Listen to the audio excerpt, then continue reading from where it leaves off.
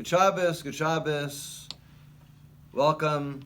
This week is Parshat Va'era.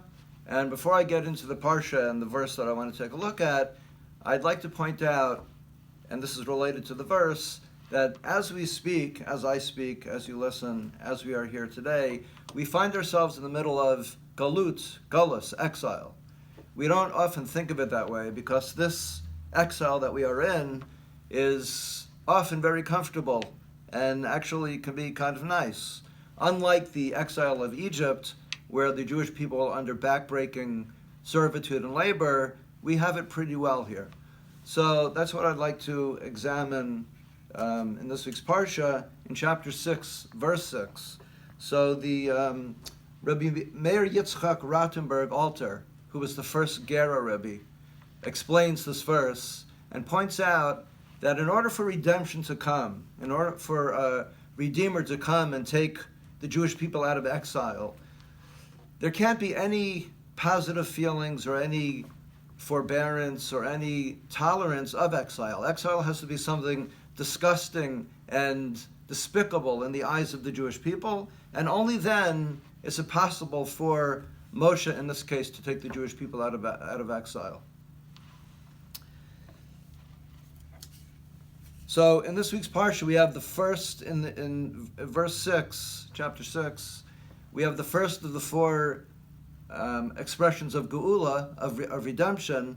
The four expressions of redemption correspond to the four cups of wine that we drink on Pesach. So the verse says, V'hotzesi esechem mitachas sivlos Mitzrayim. I will take you out from the despicable, backbreaking labor of Egypt. So, in a very clever play on words, the Gera Rebbe points out the word sivlot, which means backbreaking labor and pain and suffering. The word is sevel. And that word is very closely related to sabal. The same letters, just different vowelization. Sabal means endurance and patience and being forbearing. So the Gera Rebbe explains the verse to mean, I will take you out from the attitude of patience and acceptance of exile.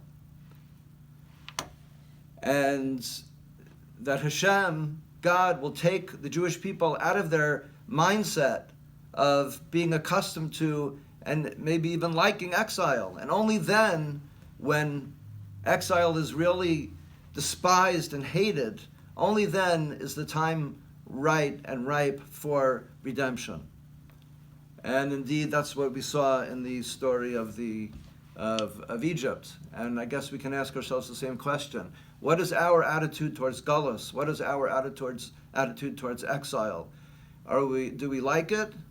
Is it something that we're comfortable with? When I used to teach Hebrew school, I would occasionally tell the students, explain to the students that we are in exile and we're waiting for redemption, that kind of thing.